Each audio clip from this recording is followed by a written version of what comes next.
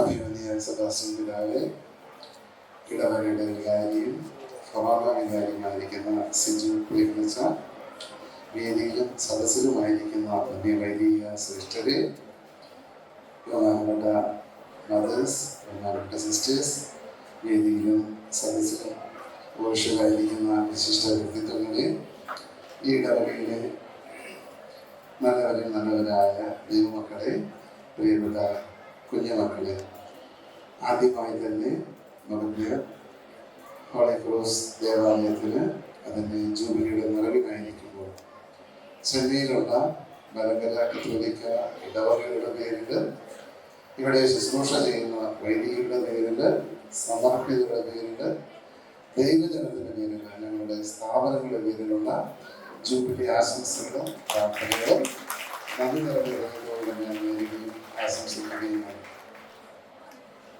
എനിക്ക് മുൻപേ ഇവിടെ പ്രസംഗിച്ചവരെല്ലാം സൂചിപ്പിച്ചതുപോലെ ഈ മുഖപേർ ഇടവക ഒരു ഭാഗ്യപ്പെട്ട ദൈവജന കൂട്ടായ്മയാണെന്ന് ഞാൻ പറയും.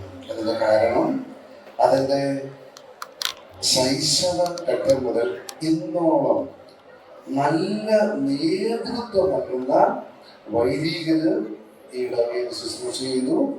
അതുപോലെ നല്ലൊരു ആത്മായ നേതൃത്വം ഈ ദൈവജന കൂട്ടായ്മയുടെ രൂപീകരണത്തിന് സമർപ്പിതനായി എന്നുള്ളത് ഞാൻ ഇവിടെ വന്നപ്പോഴെല്ലാം കാണുന്നത്.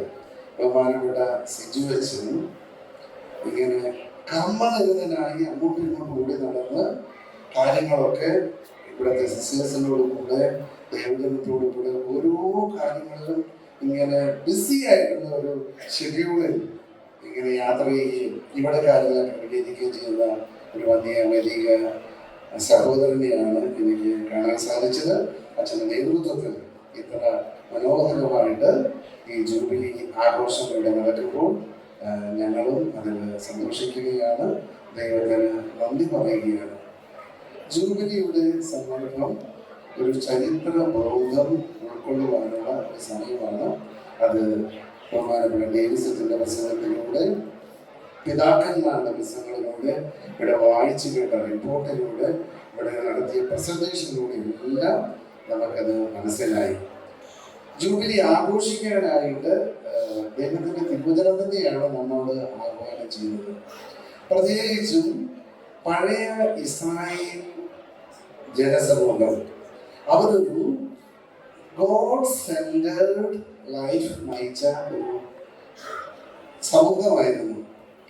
ദൈവ സാന്നിധ്യത്തിന്റെ അടയാളമായിട്ട് അവർ വാഗ്ദാന വേടനം എവിടെ പോകുമ്പോഴും അവരത് കൊണ്ടുപോയിരുന്നു. ദേവാലയം പണിയുമ്പോൾ ദേവാലയത്തിൽ നിന്ന് സ്ഥാപിച്ചു.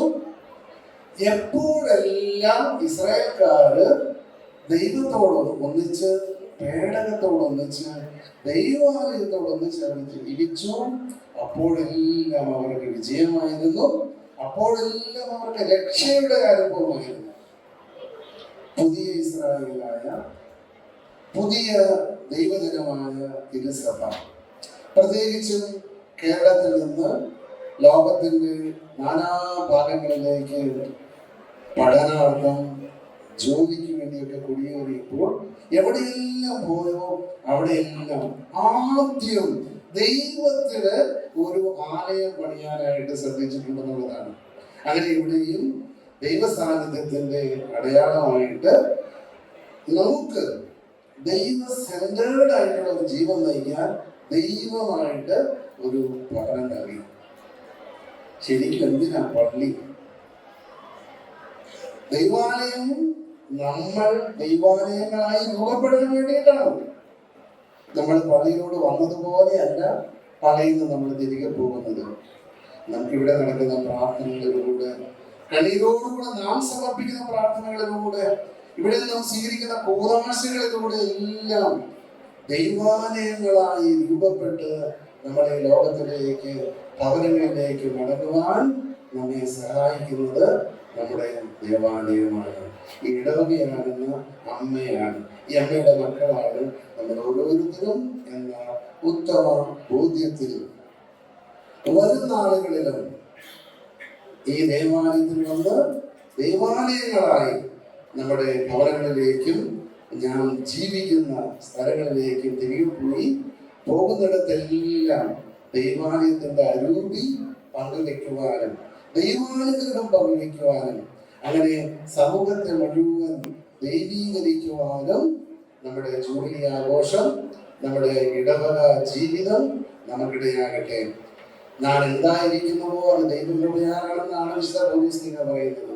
നമ്മുടെയൊക്കെ ജീവിതത്തിൽ നാം കരസ്ഥമാക്കിയ എല്ലാ നന്മകളുടെയും അടിസ്ഥാനം നമ്മുടെ ജീവിത വിജയം, അതെല്ലാം അതിന്റെ കേന്ദ്രം ഈ അൾത്താരയാണ്, ഈ ദേവാലയമാണ് എന്ന് തിരിച്ചറിഞ്ഞുകൊണ്ട് ഒരു പുനരർപ്പണം നടത്തിക്കൊണ്ട് വരുന്ന ആളുകൾ വലിയ ദൈവാനുഗ്രഹത്തിന്റെ നാളുകളായിട്ട് മാറട്ടെ. അതിലുള്ള എല്ലാ കൃപാകരങ്ങളും ഈ ജൂബിലി ആഘോഷത്തിലൂടെ നമുക്ക് സംലഭ്യമാകട്ടെ എന്ന് ആശംസിക്കുന്നു, പ്രാർത്ഥിക്കുന്നു. ഒരിക്കൽ കൂടെ ജൂബിലിയുടെ എല്ലാ ദൈവാനുഗ്രഹങ്ങളും നന്മകളും നന്ദിയും ആശംസിച്ചുകൊണ്ട് എൻ്റെ വാക്കുകൾ